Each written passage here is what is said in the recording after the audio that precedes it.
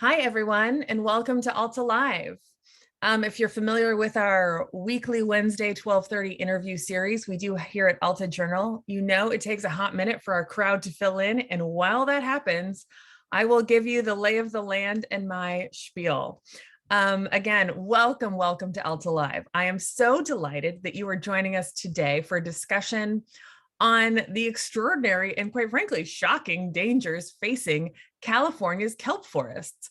We are lucky today to be joined by Dan Abbott, who will help us understand the issues again, facing these kelp forests and explain some potential solutions, including some that he himself is working on. Dan is the director of the Kelp Forest Program at Reef Check, and he is returning to monitor some of the same Northern California sites he used to dive as a child, some of which have changed dramatically. He hopes that his team's work can give scientists and marine managers the tools they need to protect and restore these ecosystems. Recently, Dan has been working to expand Reef Check's work preserving these ecosystems in areas of Oregon and Washington that are experiencing their own changes. Before we chat with Dan and kind of get the lay of the kelp land, some brief housekeeping. Alta Live is the digital interview series we do here at Alta Journal. My name is Beth Spotswood. I'm Alta's digital editor. If you're unfamiliar with Alta, we are an award-winning quarterly magazine focused on California and the West. We also feature multiple weekly newsletters, including one that featured this very issue. And so that's what inspired this episode of Alta Live, is a newsletter that was sent out a few weeks ago. Dan and I are going to chat for about 30 minutes. There's a Q&A button down at the bottom of the video. Please use that to ask any questions you have of our guest. Again, we're going to talk for 30 minutes and get to as many of your questions as possible. I know a few of you who've emailed questions in advance. I got them. I'm going to get to them. Don't worry. This interview is being recorded. It will be emailed to you later on this afternoon, as well as links to Reef Check's work, how you can get involved in kelp restoration along the Pacific Coast, all sorts of kind of pertinent information. Whatever we talk about today, don't worry, we're taking notes so you don't have to. I do like to begin by asking everyone to kick the chat off and let us know where they're zooming in from. I am in Northern California. I'm in Novato, California. Dan, where are you today? I am actually in Seattle, Washington. As you mentioned in your wonderful intro, I am currently working to expand some monitoring efforts up into Oregon and Washington. So that's where I am right now. And you're in an Airbnb, yeah. Allegedly surrounded by diving gear. Exactly. Exactly. Oh, well, hi from Pendleton, Oregon, San Diego, San Francisco, Truckee, Ventura, Monterey, Chino Hills, Massachusetts. Everyone on the coast, any coast, is very welcome, and everywhere in between.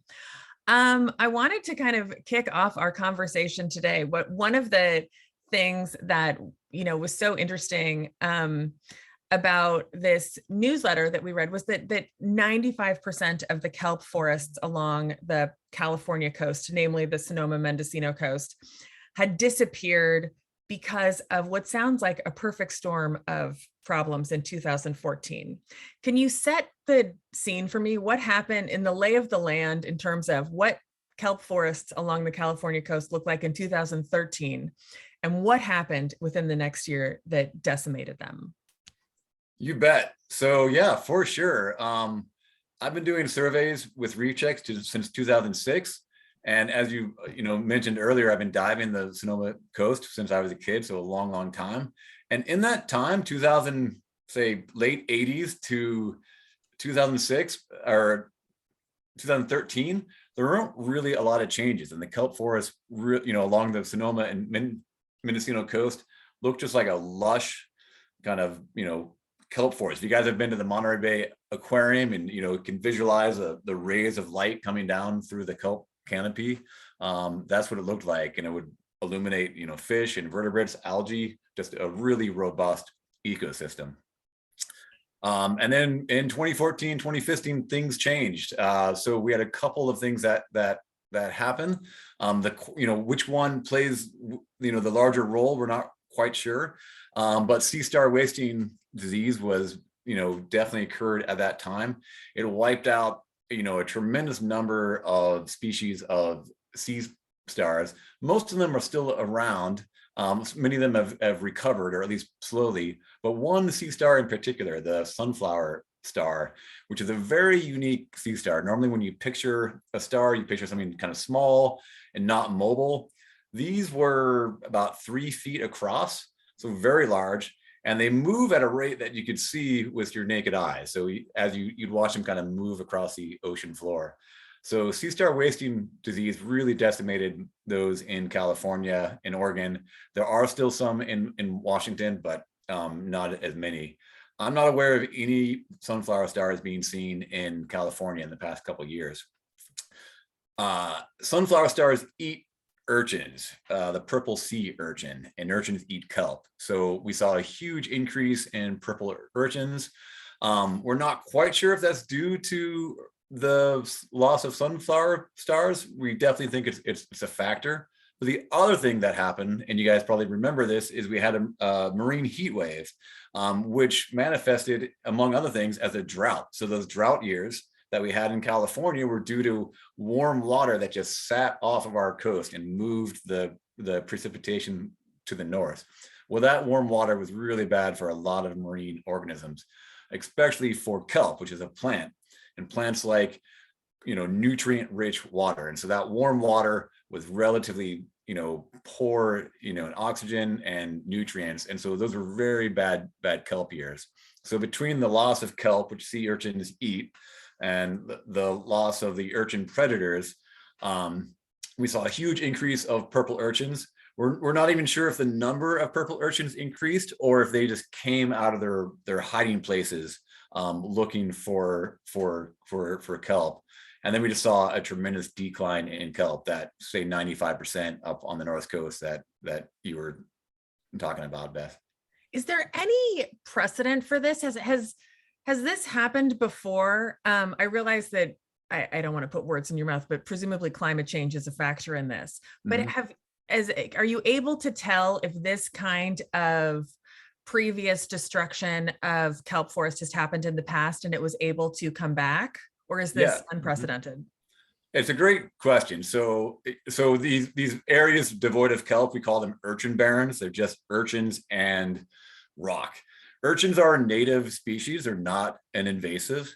And urchin barrens have always kind of existed. We can even look back in the archaeological record and see that they are not uncommon. You can think of it a little bit like a clearing in a forest. But what we're seeing now is more on the scale of like giant clear cuts. And so one thing that scientists know is that in the past, say 30 years, urchins have increased in frequency, they've increased in the area, and they've increased in their duration. And so definitely something as large as many miles of the coastline of Northern California becoming an urchin barren for going on 7, 8 years now. I think that's fairly unprecedented. How are the urchins surviving if all the kelp is gone? I get that the urchins eat all the kelp, but now the kelp is gone. How do they survive? Yeah, these ecosystems are very complicated and they have a lot of kind of overlapping organisms and niches.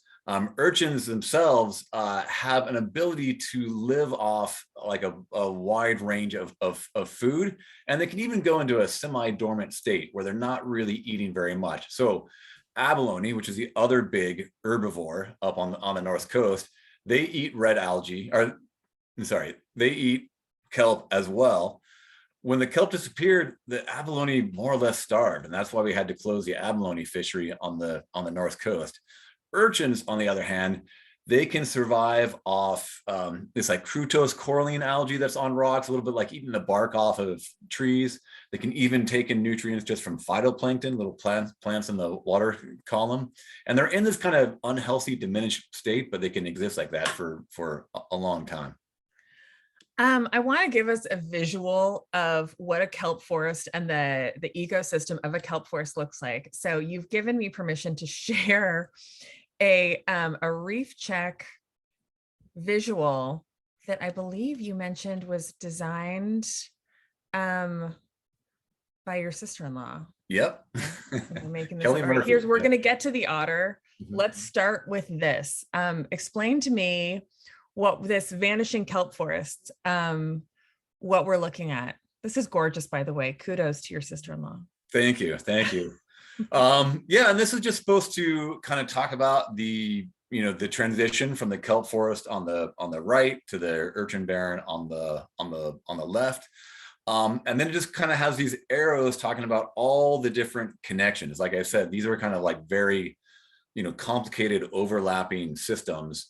And when you start to remove pieces like we did with, or like what happened with sea star wasting or with the warm water event, they can kind of collapse and they can all have an effect on the kelp forest. And I guess maybe the third element that we haven't talked about yet is the sea otters, which were removed from these ecosystems not recently, but a long time ago in the late 1800s and early 1900s. So sea otters used to live on the North Coast. Sea otters also eat urchins, but of course we haven't had any north of the Golden Gate for over 100 years. Why? From hunting? From hunting, yeah. Fur traders hunted them in the late 1800s for the fur trade. Sea otters were actually thought to be extinct in California until a small population was discovered when they were building Highway 1 down the Big Sur coast at Bixby Creek. Many of you have probably been to that beautiful Bixby Bridge. Well, that's where, when they were building that bridge, they discovered a remnant population of 30 sea otters. And that population has done well, it's grown, and now goes, all the way up to north of Santa Cruz, down to south of Point Conception. But the heart of the range that they're doing well in is really that Big Sur and Monterey area. Unfortunately, that range expansion seems to have stalled, and they've kind of been north of Santa Cruz, Año Nuevo area for over a decade now, and they haven't really been going north from there. I think you touched upon this earlier, but down at the bottom of this image, and I realize our viewers are probably studying this closely, so I won't move away from it too quickly. Don't worry. Zombie urchins, is that really what we're calling an urchin that is zoned out and just eating whatever plankton or whatever they can grab onto? Yeah, I think it is a helpful analogy, just because they do kind of exist in this dormant state where they don't die. They can just exist. Urchins are actually incredibly long-lived as well. So the red urchin, which is a larger urchin, which we commercially fish for, can live to be over 100 years. But yeah, it has been seen that urchins can live in this dormant state with very little food for extended periods. So I know that one of the things that you're considering doing, and again, I just want to make sure I'm understanding this right. On the right, this kind of beautiful kelp forest, which I've seen described as almost like the underwater redwoods, like how much, California and the West appreciates our stunning redwood forests, but our kelp forests were just as beautiful and vital and very important ecosystems. And as we moved left, that's literally what it's looking like right now off the coast of not just California, but moving up into Oregon and Washington. Yeah, no, I think that's exactly right. And I'm a California kid. The thing I love about this state is it's just natural beauty. I love the redwoods, I love the Sierras, and I love these offshore kelp forests. I really feel like they are just a world-class, beautiful place. And you have seen them just disappear. It was very alarming when it first happened. I mean, it still is. And I think all of us scuba divers who are uniquely able to experience these ecosystems were really crushed. I mean, there was just times where you came up from these beautiful sites that you'd been visiting for decades, and they're just gone. I mean, some of them just look kind of like a World War I no man's land where all the kelp used to be. It's all just bombed out. Yeah, and it can be incredibly sad. How quickly did it happen? It happened very quickly. So one thing to note about these ecosystems is, even though we refer to them as forests, because they do resemble forests, they have the structure of forest, and in many ways they are like forest. But I think another analogy that's pretty useful is to think of them like grasslands, because the bull kelp in particular is an annual. It grows every year. So every winter it gets ripped up in the storms or senesces and dies. And then next spring it comes back. So these vast kind of, huge towering kelp forests actually grow back every year. So when these urchins kind of got out of control or took over, however you want to word it, the ecosystem shifted very quickly. We don't go to these sites every day, so I can't tell you exactly how it happened. But one year it's a beautiful kelp forest, and the next year is just nothing but rocks and urchin. Of course, the flip side of this is that if conditions do change, if the urchin population dies off, or they get maybe that like enough food grows and they're not outside roaming around eating, there's definitely the potential that these kelp forest ecosystems could come back at just as quickly. So that at least is a encouraging thought. We love good news. We recently discussed good news in a crazy world on a recent episode of Alta Live. I encourage everyone to go to reefcheck.org, because you can find so much information about this. Reef Check was founded in 1996. Was your kelp restoration program a result of this 2014 issue? Or had there been a kelp program at Reef Check already? Yeah, there had already been a kelp program. So yeah, in '96 we started with a coral reef monitoring program, because at the time there wasn't really like a global kind of coral reef monitoring system. And so what we did at Reef Check is we started a citizen science program. So instead of paying a bunch of PhDs to fly around the country and do these surveys, we worked with local communities to measure the health of their local reef, and then we aggregated that into a database. And it was really useful at discovering that these coral bleaching events are global events. They're not just isolated things that happen here and there, which wasn't previously known. In 2006, we started in California with a temperate kelp forest monitoring program, with the same goal of kind of like monitoring the entire state, filling in data gaps, and using citizen science and community engagement to kind of monitor the health of these ecosystems. And from 2006 to 2013, 14, really nothing had changed. We'd go out there, we'd count things. I mean, maybe something was up one year and down the next year, but no real big change. And then when things did start to shift in, say, 2015, we had a big data set prior where we could really show how unusual and unprecedented that was. Wow, what timing. All right, so I want to get into citizen scientists and solutions. And so I'm just going to go to my one other picture that I have, which is an adorable otter. Can you tell me a little bit about how otters and kind of populating otters to certain previous kelp forest areas might be helpful? Sure. Well, one thing to note is that we've mainly been talking about the Sonoma and Mendocino counties, and that's where the loss of kelp has been by far the most drastic. But that said, we have urchin barrens in many other parts of the state as well, in particular in Monterey, even down into Big Sur. Now there are otters in these areas, so it's a little surprising to see urchin barrens occur there.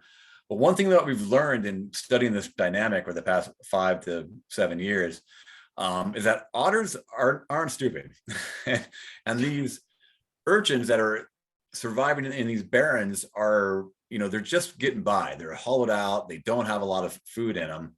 And so the otters will go and they'll pull one up, they'll crack it open, they'll see there's nothing inside, and then they move on. They go somewhere else. So it's thought that though otters can help, if you have a kelp forest with healthy urchins in there, they will, eat those urchins and prevent that from becoming a barren. But an area that is already an existing barren with urchins that don't have a lot of food in them, the otters leave alone. We're getting tons of questions. So before we dive into that, it sounds like otters are one of the kind of predators that are needed to keep the sea urchins in check. And the otters need the kelp forests to survive on, to sleep on. I loved that kind of component from the article, to protect them from shark bites, etc. Can you talk a little bit about this citizen scientist program at Reef Check? It's nice to be able to kind of present our audience with this problem that is very concerning and yet ways to help. Sure. Yeah. Well, we have an amazing group of people who volunteer for us. So what we do is we teach volunteer recreational scuba divers, and you already have to be a somewhat good diver just to begin the training. And then we put people through a rather intensive class. We're actually doing it online now, so it's a 4-week class, followed by 2 or 3 days at the ocean diving, where we kind of really drill in these protocols, these identification skills, scientific diving, deploying transects. And the people that do this, do it because they are connected to this ecosystem in a very direct and personal way.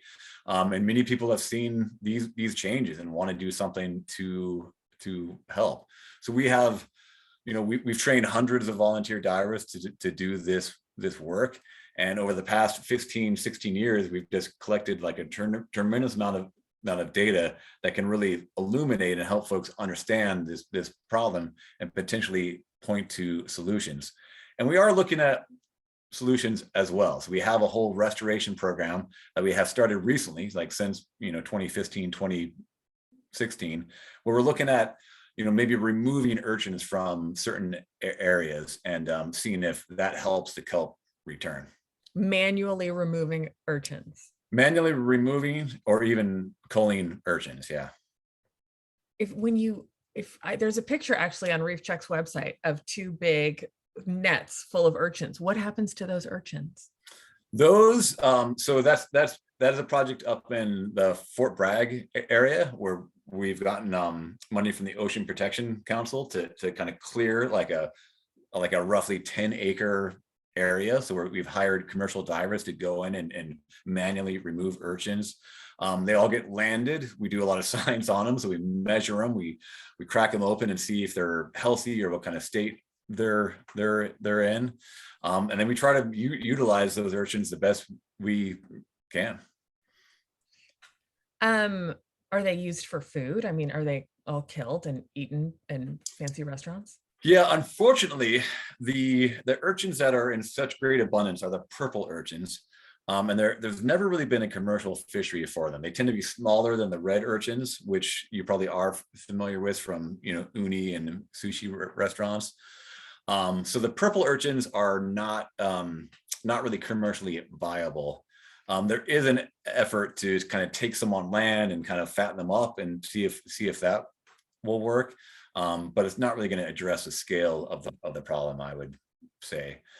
So we try to people have been using them for fertilizer. There's a lot of iodine and calciums. You can use minerals for various things. But I wouldn't say there's like a terrific commercial connection where there's a great market for these things at this point, although folks are definitely pursuing that angle.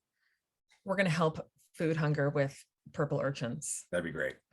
Not yet, though. Okay, so along these lines, Kay Warner asks, how do you measure or sample kelp density and distribution? Yeah, that's a great question. So we do it by deploying a 30-meter long transect, and then we count all the kelp plants that are within a 2-meter wide swath along that transect. And then for every site, we do 6 of those transects for replicates. And then we have about 100 sites that we do up and down the California coast. And then just keep going back.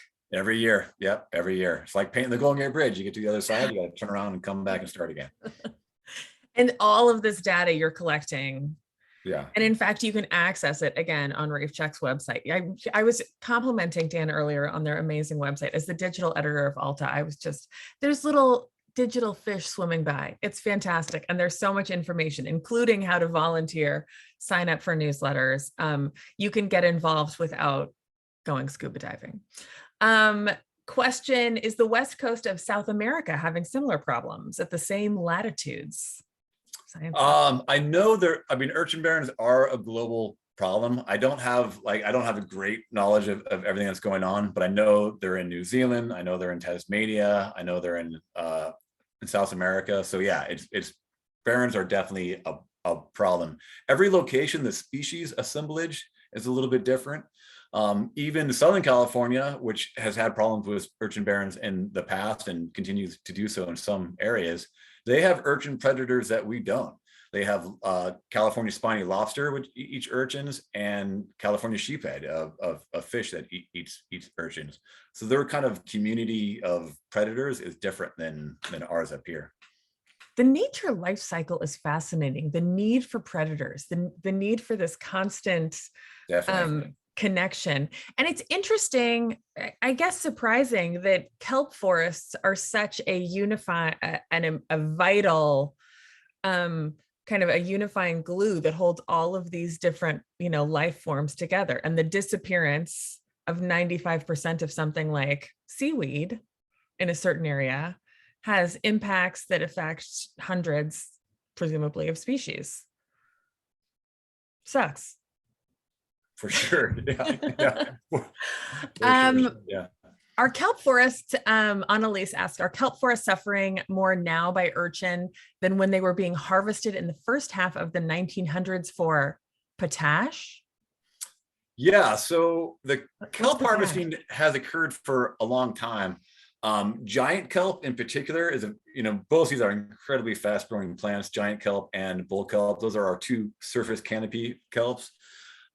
Giant kelp you can harvest the top surface of, and it reproduces down lower, and it can grow really, really fast, up to almost 2 feet a day or 1.5 feet a day.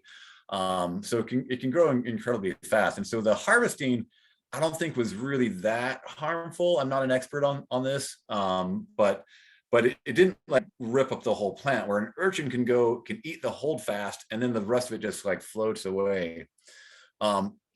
Something your listeners probably don't know, which I find fascinating, is that we used to have manatees on the California coast. They were giant manatees. They went extinct a long time ago, or I guess not that long ago, a couple thousand years ago. Well, actually, not even that long, because James Cook witnessed some. But they're about 30 feet long, and they stayed on the surface and ate kelp. And so I always think of that as being like kelp harvesting. Wow. Wild, right? Yeah. I think it would be very alarming to see a 30-foot manatee off the coast of California right now. They were huge. They were huge. A number of questions about the sunflower sea star, including Sally and Colleen, both ask, why can't they be farmed into large enough numbers to reintroduce them into the kelp forests? Well, people are definitely working on that. Not Reef Check personally. But up in Washington, where I am right now, there are still sunflower stars in the wild, although not at the numbers that they were. And up at Friday Harbor Labs on San Juan Island, they're looking at exactly that question. I know there's folks in Oregon that are doing that as well as a small effort that just got underway in Monterey at a Sea Star lab, where one of our actual volunteers is now kind of leading that effort. But it's tricky. Prior to sea star wasting disease, nobody had really studied very well the, sort of how to reproduce in captivity sunflower stars.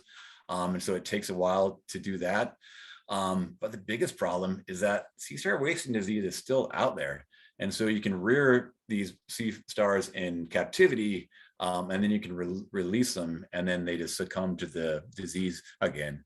And the disease is pretty devastating. I mean, they call it wasting disease, and it really is. The sea star just kind of deteriorates and just really falls apart right in front of your eyes. What started sea star wasting disease? What prompted it? They're still looking into that. And people might know that answer better than I, but they know it's kind of a combination of a bacteria and a virus. They think it might be related to climate change and warm water, but they're not 100% sure about that. We are seeing, just like we're seeing an increase in the, scope and range of urchin barrens, we're also seeing, a increase in the number of these kind of marine disease epidemics. And so, I have a hard time thinking that's not related to climate change or some other action that we're doing, but I don't think people have really mapped that out yet. Before I let you go, as we are out of time, can you tell me what you're doing in Washington? Why you're in an Airbnb in Washington with a gigantic picture of Albert Einstein behind you? Sure. Well, up in Washington state, they're not having the issue with urchin barrens that we are having, yet they have also experienced a tremendous loss of kelp in the Puget Sound and Salish Sea area. And that's also not well understood. Unfortunately, in California, we got started in 2006, and there hasn't been really a large scale program in Washington state that has done sort of done kelp forest monitoring over a large temporal and geographic range. And so we are trying to start that up with some partners up here, including Puget Sound Restoration Fund, to kind of map out where the kelp forests are in Puget Sound when they disappear, try to get an idea of when that happens and why. The feeling up here, I think, is it's more related to water temperature and nutrient loads. Interesting. How long will you be there? I'm here for about 2 months. Actually, yeah, and I'll be heading back to Monterey at the end of May. And Monterey is your home base? It is, yeah, it is. How's the kelp in Monterey? It's mixed. Unlike the North Coast where it's just 95% gone, Monterey's more of a mosaic. There's some areas that are full of kelp and look the same as they have for many, many years. Other areas are just complete barrens. And then there's some areas that have even switched from a healthy kelp forest to become an urchin barren for a couple of years, and then they've kind of switched back on their own to a kelp forest. And so it's been interesting to watch that process. And we're also involved in a very large urchin removal effort in Monterey at Tanker's Reef, which is being run, or the removals are being run by an organization partnered with Reef Check called G2KR, the Giant Kelp Restoration Project. And they have a whole bunch of volunteer divers and citizen scientists that are going out there and removing urchins from this area. And then we're going in there to kind of measure the effects of their effort. So fingers crossed that all this will help return kelp. Fingers crossed indeed. And also very cool and important job. Thank you. So before we let Dan go, I want to thank everyone who tuned in today and for your awesome questions. Of course, a big thanks to Dan. If you are late to the party, don't worry. We will have this entire conversation up on our website later today, as we will also email it to you. And join us next week for a discussion with author and playwright Sands Hall on accusations of plagiarism that have haunted Wallace Stegner's Pulitzer Prize winning Angle of Repose. That'll be a really important and literary conversation that we'll be having here at Alta Live a week from today at 12:30. Dan Abbott and Reef Check, thank you so much for enlightening us today and explaining this in such a fascinating and accessible way. Very grateful. Thank you for having me. It's been great. Thanks, everyone. Take care. All right. Bye.